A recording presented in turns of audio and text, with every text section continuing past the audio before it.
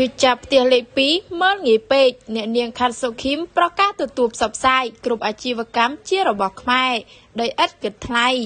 ជួយចាប់ក្នុងការមើលងាយនិងការឈ្លានពានរបស់ផ្ទះលេខ2មកលើប្រទេសកម្ពុជា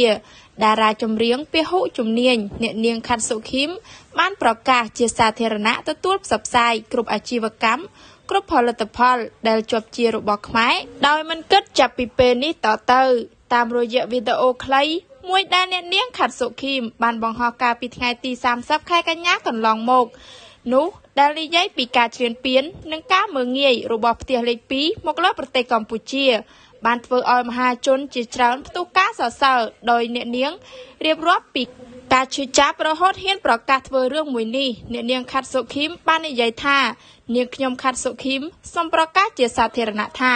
ទទួលផ្សព្វផ្សាយគ្រប់អាជីវកម្មគ្រប់ផលិតផលដែលជារបស់ខ្មែរដោយមិនគិតកម្រៃអ្វីទាំងអស់គ្រប់ខេត្តក្រុងក្នុងប្រទេសកម្ពុជាអ្នកនាងខាត់សុខីមបដិញ្ញាចិត្តប្រើសម្លេងរបស់ខ្លួនក្នុងនាមជាសិល្បករមួយរូបដើម្បីប្រឆាំងជាមួយនឹងការឈ្លានពាននិងការមើលងាយរបស់ផ្ទះលេខ2មកលើទឹកដីខ្មែរ